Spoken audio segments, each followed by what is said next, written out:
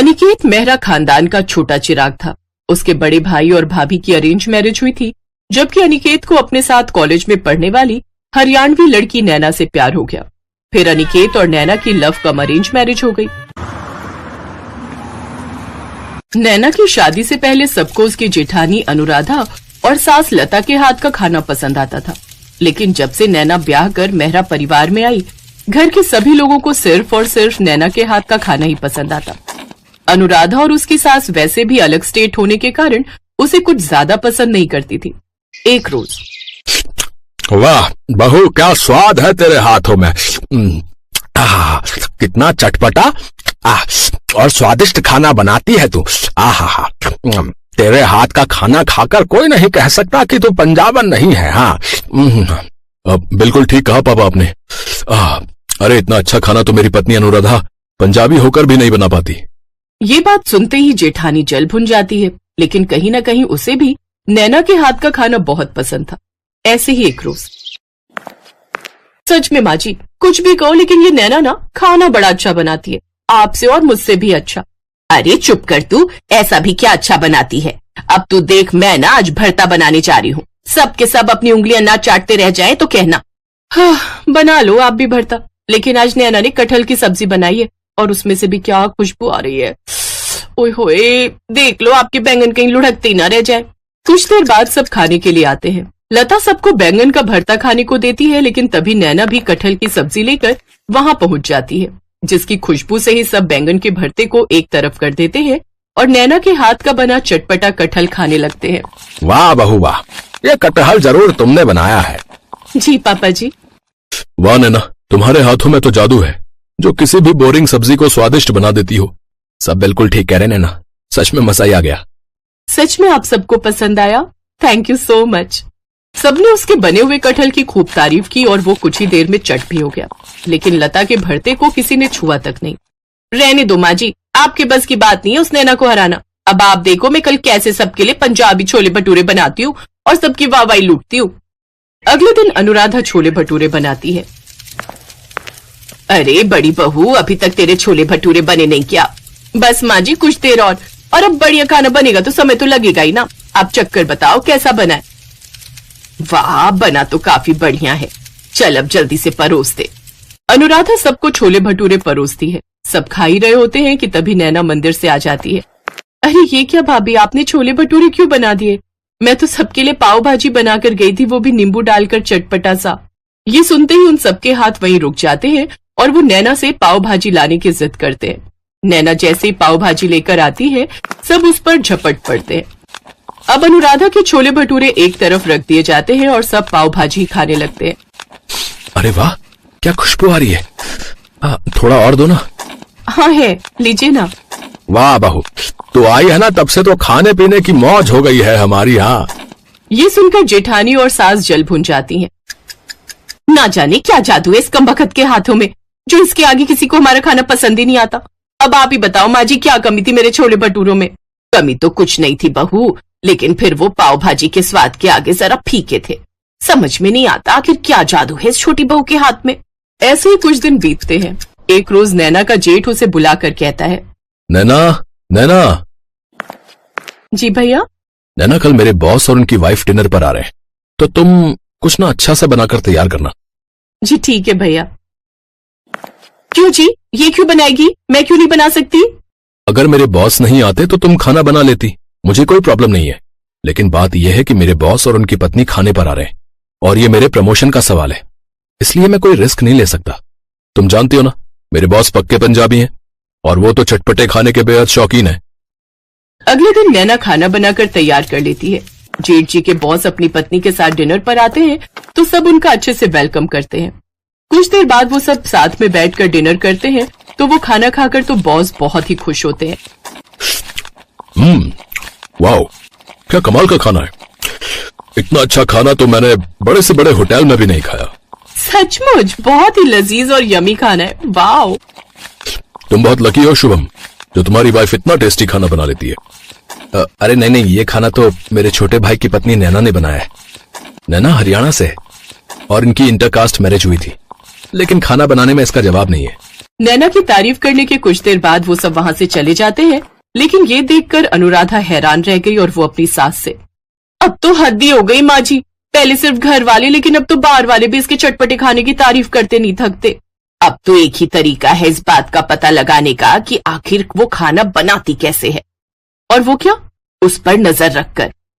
अब वो दोनों उसकी जासूसी शुरू कर देती हैं। अगले दिन नैना रसोई में खाना बनाती है तो दोनों उसको चुपके से देखती हैं। अरे हट तो बहू, मुझे भी तो ठीक से देखने दे, हल्दी के बाद उसने क्या डाला? माँ जी मुझे लगता है नमक या मिर्च डाली होगी शायद। तेरे शायद के चक्कर में तू बाजी हार जाती है, अब हट परे, मैं देखती हूँ। दोनों देखने की कोशिश करती हैं लेकिन उनकी समझ में कुछ नहीं आ रहा था। माँ जी ऐसा करो, आप उससे जाकर पूछ ही लो कि वो क्या डालती है खाने में।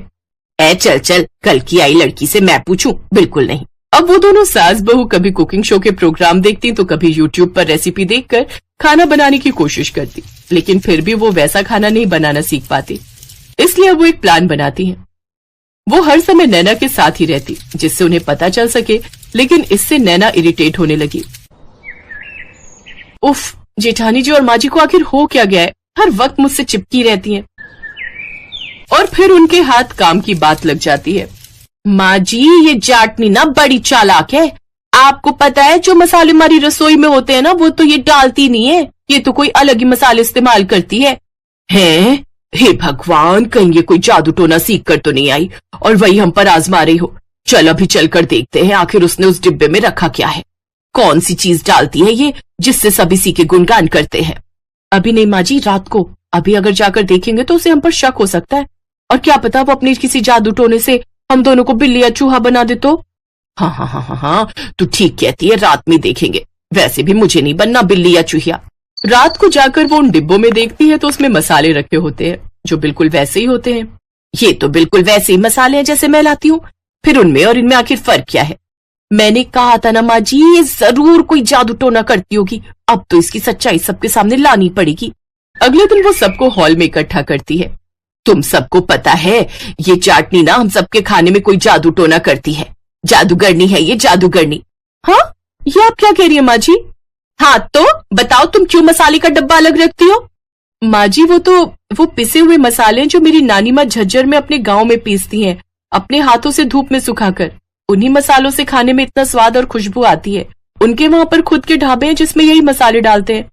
और अनिकेत ने मुझे शादी से पहले ही कहा था कि पंजाबियों के दिल में उतरने का रास्ता चटपटा खाना होता है, इसलिए आप सबका मैं दिल जीत सकूं, इसलिए ये चटपटा खाना बनाकर खिलाती हूँ। लेकिन मुझे नहीं पता था कि मेरा ससुराल सिर्फ ससुराल ही नहीं, ये तो चटपटा ससुराल है, चाहे वो खाने में हो, जासूसी करने में हो या इल्जाम लगाने में। अब मैं नहीं रहूंगी यहाँ जहाँ मुझे सब जादूगरनी समझते हैं। माँ ये जो भी कर रही थी आप सबका दिल जीतने के लिए कर रही थी। अब जेठानी और सास को अपनी गलती का एहसास होता है और वो नैना से अपने किए की माफी मांगती हैं। अब वो सब साथ में खुशी खुशी रहते हैं। सौम्या को तीखी पानी पूरी खाने का बहुत शौक था। वो जब भी पानी पूरी खाती तो बहुत ही तीखे बनवाती। उसकी इस आदत को देखकर उसकी सास बहुत गुस्सा करती थी। भैया थोड़ी तीखी पानी पूरी खिलाओ। हाँ वो हरी मिर्च वाली चटनी वो भर दो इसमें। दीदी जी ये चटनी बहुत तेज मिर्च वाली है, आपसे खाई नहीं जाएगी, मैं तो ये जरा सा ही मिलाता हूँ। खिला दे भैया, हमारी बहू तीखे पानी पूरी ही खाती है, बहुत शौक है इसे मिर्च मसाले वाले तीखे पानी पूरी खाने का। हाँ अब है बढ़िया तीखा पानी। अब ऐसे ही रोजाना जब भी गली में पानी पूरी बेचने के लिए आओ तो मेरे लिए अलग से तीखे बनाना, ठीक है भैया? हाँ हाँ दीदी जी जरूर, अब से मैं याद रखूंगा। धीरे धीरे ये बात सबको पता चल गई कि सौम्या को सचमुच हद से भी ज्यादा तीखे पानी पूरी खाने का शौक है। एक दिन सौम्या एक फंक्शन में गई। वहां पर एक पानी पूरी वाले भैया सबको अपनी पानी पूरी खिला रहे थे, पर किसी को भी पानी पूरी का स्वाद नहीं आ रहा था। सौम्या भाभी अब आप ही अपने हिसाब से बढ़िया पानी पूरी तैयार करवाओ, भैया तो लग रहा है फीकी पानी पूरी खिला रहा है। अरे रहने दो शेफाली, अगर सौम्या ने पानी बनवाया ना तो तुम सब एक भी पानी पूरी नहीं खा पाओगी। सौम्या बहुत तीखी पानी पूरी खाती है और ये अपने हिसाब से ही पानी तैयार करवाएगी, फिर तुम्हारे साथ साथ आए हुए सभी मेहमान पानी पूरी खाने से रह जाएंगे। वहीं एक औरत जो फंक्शन में आई हुई थी ये सारी बातें सुन रही थी। वो उनके पास आई और बोली, कितना भी कहो मेरे से ज्यादा तीखी पानी पूरी कोई नहीं खा सकता। मैंने बड़े बड़े रिकॉर्ड तोड़े हैं, बहुत से तीखी पानी पूरी खाने वाले कंपटीशन में मैं जीत चुकी हूँ, मुझे कोई नहीं हरा सकता। मुझे लगता है सौम्या जी मेरे से ज्यादा तीखी पानी पूरी नहीं खाती होंगी। हाँ भाभी, स्वीटी आंटी सचमुच बहुत तीखी पानी पूरी खाती हैं। इन्होंने तो बहुत सारी प्रतियोगिताएं भी जीती हैं, जिनमें तीखी पानी पूरी खाकर इन्होंने बहुत से इनाम जीते हैं। अच्छा, आपसे मिलकर बहुत खुशी हुई, पर आप मुझसे कंपटीशन करने से पहले ये बात कैसे कह सकती हैं? अभी तक मेरा और आपका कोई कंपटीशन ही नहीं हुआ है। तो कर लेते हैं कंपटीशन, वो तो मैं ही जीतूंगी, परिणाम भी मैं तय करूंगी और पानी पूरी का पानी भी मैं ही बनवाऊंगी सबसे तीखा। ठीक है, आप बड़ी हैं, मुझे आपकी शर्त मंजूर है। अगले हफ्ते सोमवार के दिन हम कंपटीशन रख लेते हैं और जीतने वाले को सबसे महंगा वाला स्मार्टफोन गिफ्ट होगा। वैसे भी मैं लेटेस्ट स्मार्टफोन लेने ही वाली थी, सोच रही हूँ इनाम में मिल जाएगा तो मेरे पैसे बच जाएंगे। ठीक है आंटी जी, अब प्रतियोगिता में ही मिलते हैं। सौम्या स्वीटी आंटी से प्रतियोगिता के लिए हाँ कहकर घर आ जाती है, पर उसकी सास उस पर गुस्सा करने लगती है। बहू, अगर तुम प्रतियोगिता में हार गई तो तुम जानती हो तुम्हारा फालतू का नुकसान हो जाएगा। इतना महंगा स्मार्टफोन उसे मुफ्त में दे दोगी। तभी तो मैंने इस प्रतियोगिता के लिए हाँ की है। मेरा भी मन है कि मैं एक बढ़िया नया फोन लूं। अब मैं तुमसे कब से कह रही थी कि मुझे स्मार्टफोन दिलवा दो, तुमने तो दिलवाया नहीं। मैंने सोचा मैं खुद ही ले लेती हूँ, और अब जब सामने से ऑफर आ रहा हो तो भला मैं मना कैसे करती। और माँ जी, क्यों आपको अपनी बहू पर विश्वास नहीं है? आपको पता है ना मैं कितनी तीखी पानी पूरी खाती हूँ। ये प्रतियोगिता तो मैं ही जीतूंगी, बस आप मुझे अपना आशीर्वाद दो। सौम्या प्रतियोगिता के लिए तैयार थी। वो अपनी सास और पति नीरज के साथ सोमवार के दिन एक रेस्टोरेंट में पहुंचती है। वहीं स्वीटी भी अपनी कुछ सहेलियों के साथ वहां पहुंच चुकी थी। स्वीटी और सौम्या तीखे पानी पूरी खाने की प्रतियोगिता शुरू करती हैं। स्वीटी को लग रहा था कि उसने पानी इतना ज्यादा तीखा बनाया है कि सौम्या एक भी पानी पूरी नहीं खा पाएगी। पर ये क्या, सौम्या तो झटपट सारे पानी पूरी खाती जा रही थी। आपको नहीं पता कि आज आपने किससे पंगा ले लिया। ये मेरी बहू है, सबसे ज्यादा तीखे पानी पूरी खाने वाली बहू। मेरी बहू का इनाम तैयार रखना। स्वीटी ने अपने हिसाब से पानी बनाया था, हद से ज्यादा तेज और तीखा मसाला। कुछ ही देर में स्वीटी की तो आंख और कान से धुआं निकलने लगा। पर ये क्या, सौम्या तो पानी पूरी खाना रोक ही नहीं रही थी, और आखिरकार सौम्या तीखे पानी पूरी खाने की प्रतियोगिता को जीत जाती है। मजा आ गया, इतने चटपटे तीखे पानी पूरी थे ना। कमाल का पानी बनाया था आपने स्वीटी आंटी। वैसे मेरा लेटेस्ट फोन जो इनाम में मुझे मिलने वाला है, उसके आप मुझे पैसे ट्रांसफर करेंगी या खुद खरीद कर देंगी? तुम पसंद कर लेना, मैं पैसे दे दूंगी। Okay, no problem. नीरज, मैं सोच रही थी आप ऑनलाइन बोल रहे थे ना वो लेटेस्ट आया एक फोन, हम वही ले लेते हैं। आंटी जी मुझे अकाउंट में पैसे दे देंगी। सौम्या की बात सुनकर उसकी सास और पति दोनों उसके साथ हंस देते हैं। उस समय स्वीटी आंटी का मुंह सचमुच देखने वाला था।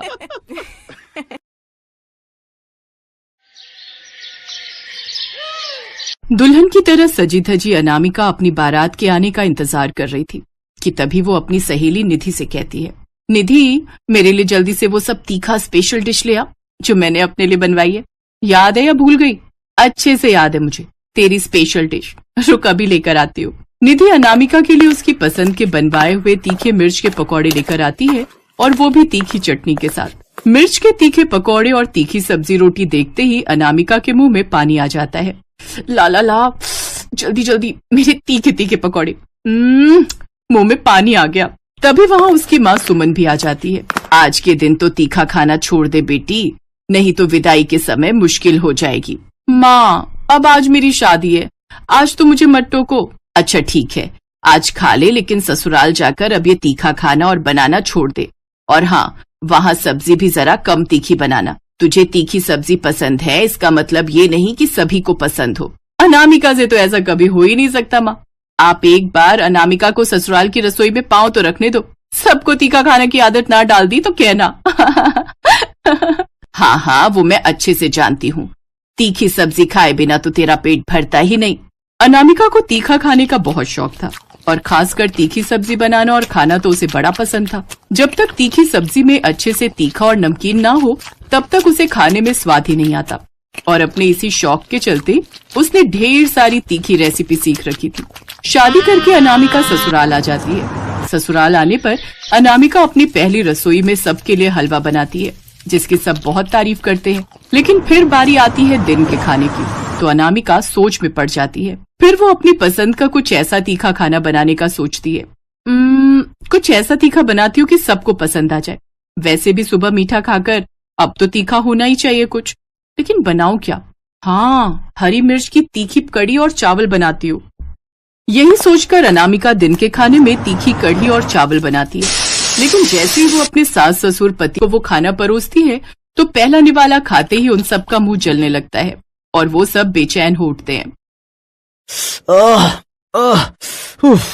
अरे पानी दो जल्दी, पानी।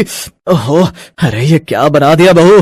अरे विमला जल्दी से चीनी लाओ भाई, नहीं तो पल भर में ही सारा मुंह जल जाएगा। लगता है बहू ने पूरा मिर्च का डब्बा ही उड़ेल दिया है इसमें। हाँ, यही लाई। माँ, मेरे लिए भी ले आइए। विमला अंदर से चीनी का डब्बा लाती है और सभी पानी पीने के बाद चीनी खाते हैं। उफ, ये क्या बना दिया बहू, इतनी तीखी सब्जी। माँ जी, ये कढ़ी भले ही तीखी है लेकिन है बड़ी स्वादिष्ट, आप खाकर तो देखिए। क्या खाक स्वादिष्ट है, इतनी तीखी सब्जी भला कौन खाता है। जाओ हमारे लिए पुलाव बना कर ले आओ। लेकिन अनामिका को तो तीखी सब्जी बनाने की जैसे आदत थी, वो जब भी कुछ बनाती उसके साथ तीखा कुछ जरूर बनाती, जैसे कभी तीखी मिर्च वाला या फिर तीखी भरवा भिंडी। जहाँ उसकी तीखी सब्जी को देखकर सब नाक सिकोड़ते तो वहीं अनामिका बड़ी खुश होकर वो सब्जी खाती है। आहा, भरवा भिंडी, वो भी ढेर सारी लाल मिर्च डालकर। मजा ही आ गया। बहू, तेरा यूं रोज रोज तीखी सब्जी बनाना और खाना ठीक बात नहीं। तू जानती है ना, तीखा खाने से सेहत पर बुरा असर पड़ता है। माँ जी, सच कहूँ तो मुझसे नहीं खाया जाता ये बेस्वाद कम मसाले वाला खाना। अरे जब तक नाक कान से धुआं न निकल जाए तब तक खाना खाना थोड़ी ना हुआ। विमला को अनामिका का तीखी सब्जी बनाना पसंद नहीं था। सभी घर वाले अनामिका को इसके लिए खूब समझाते, लेकिन अनामिका को तो बस तीखी सब्जी बनाना ही पसंद था। ऐसे ही कुछ दिन बीतते हैं। एक रोज अनामिका का पति सौरभ अपना पेट पकड़कर घर आता है। अनामिका, बहुत जोरों की भूख लगी है, जल्दी से कुछ खाना बना दो, लेकिन हाँ, तीखा जरा कम रखना। अच्छा ठीक है बाबा, नहीं बनाऊंगी तीखा। जिसे देखो मेरी तीखी सब्जी के पीछे ही पड़ जाते हैं। अब तुम इतना तीखा खाना बनाती हो तो सब टोकेंगे ही ना। उसे तीखा नहीं, चटपटा कहते हैं, चटपटा। अच्छा मेरी माँ, अब जा और कुछ बनाकर ले आ जल्दी से, मेरे पेट में चूहे कूद रहे हैं। हाँ, जाती हूँ, आप तो मेरे पीछे ही पड़ गए हो। कुछ देर बाद अनामिका रसोई में जाती है और कोफ्ते की सब्जी और पराठे बनाकर सौरभ के लिए कमरे में लेकर आती है। ये लीजिए आपकी पसंद के पराठे और कोफ्ते की सब्जी। लेकिन सौरभ जैसे ही वो पहला निवाला मुंह में डालता है वो उठ खड़ा होता है। अरे खड़े क्यों हो गए? मैं जानती हूँ कि सब्जी लाजवाब बनी है, लेकिन स्टैंडिंग ओवेशन देने की कोई जरूरत नहीं है। अबे वो जल्दी से जाओ और मेरे लिए पानी लेकर आ, इससे पहले कि मैं हार्ट अटैक से मर जाऊं। मेरी गलती थी जो मैंने तुम्हें खाना बनाने के लिए बोला, इससे तो अच्छा होता मैं बाहर ही कुछ खाया था। हाँ, बाहर, हाँ यही सही रहेगा। सौरभ गुस्से में बाहर चला जाता है। फिर एक रोज, बहू कल तेरी चाची सास किसी काम से शहर आ रही है, तो तू रात के खाने की अच्छे से तैयारी कर लेना, और ऐसा करना खाने में आलू पूरी और मटर पनीर बना लेना। जी ठीक है माँ जी। अगले दिन अनामिका की चाची सास गांव से आती है। अरे शीला आ गई, और कैसी है? आ बैठ। सच कहूँ दीदी, हालत खराब हो गई। सुबह बस पकड़ने के चक्कर में रोटी खाकर भी नहीं आई थी घर से। ऊपर से मुआ बस वाला कहीं बस रोकने को तैयार ही नहीं था। बस में खाली पेट बैठे बैठे तो जैसे अंतड़ियां ही मड़कने लगी थी। अब तो ऐसा लग रहा था कब मैं यहाँ पहुँचूं और नई बहू के हाथ का कुछ खाऊं। हाँ शीला, तू हाथ पैर धो ले, तब तक मैं बहू को बोलती हूँ खाना लगाने के लिए। कुछ देर बाद अनामिका टेबल पर सबके लिए खाना लगाती है, लेकिन जैसे ही चाची सास खाने का पहला निवाला मुंह में डालती है तो उसके कान खड़े हो जाते हैं, आंखें पूरी तरह लाल हो जाती हैं। हटा अपनी ये सब्जी पूरी। अरे ये सब्जी पूरी है या मिर्च पूरी? ऐसा लग रहा है जैसे इसने सब्जी तेल में नहीं बल्कि मिर्च में छौंकी है। अब कोई मुझे जल्दी से कुछ मीठा ला कर दो, नहीं तो मेरी तो जान चली जाएगी। अच्छा तू रुक, मैं अभी तेरे लिए फ्रिज में रखे रसगुल्ले लेकर आती हूँ। विमला शीला के लिए रसगुल्ले लेकर आती है, जिसे खाकर उसकी जान में जान आती है। माफ करना चाची जी, लेकिन मुझे नहीं पता था कि आपको तीखा खाने से इतनी दिक्कत हो जाएगी। बहू ये तीखी सब्जी तो मेरे लिए जहर समान है, और दीदी आप तो जानती हैं ना मुझे तीखे खाने से एलर्जी है। फिर आपको तो अपनी बहू को बताना चाहिए था ना। नहीं चाची जी, इसमें माँ जी की कोई गलती नहीं है। उन्होंने तो मुझे समझाया था, लेकिन मैं ही ध्यान रखना भूल गई। बहू मैंने तुझे कितनी बार कहा है मिर्च में अपना हाथ थोड़ा टाइट रखा कर। अब मैंने तो रोज के मुकाबले मिर्च कम ही रखी थी, लेकिन मुझे क्या पता था कि चाची जी बिल्कुल उबला हुआ खाना खाती हैं। खैर कोई बात नहीं, मैं आप लोगों के लिए फिर से कम मिर्च वाला खाना बना देती हूँ। बहू तू तो रहने ही दे, हम बाहर से ही कुछ ऑर्डर कर लेंगे, कम से कम तेरे खाने से तो कम मिर्च मसाले वाला होगा बाहर का खाना। कुछ दिन बाद अचानक से अनामिका के पेट में तेज दर्द उठता है। उसे सांस लेने में काफी दिक्कत होती है। माँ जी, पेट में बहुत जलन हो रही है, सांस लेने में भी दिक्कत हो रही है, मुझे जल्दी से डॉक्टर के पास ले चलिए। वो सभी उसे जल्दी से डॉक्टर के पास ले जाते हैं, जहाँ उसका चेकअप करने के बाद डॉक्टर कहता है, देखिए, ज्यादा मिर्च खाने की वजह से इनकी आंतों में दिक्कत हो गई है। अगर इन्होंने अभी भी खाने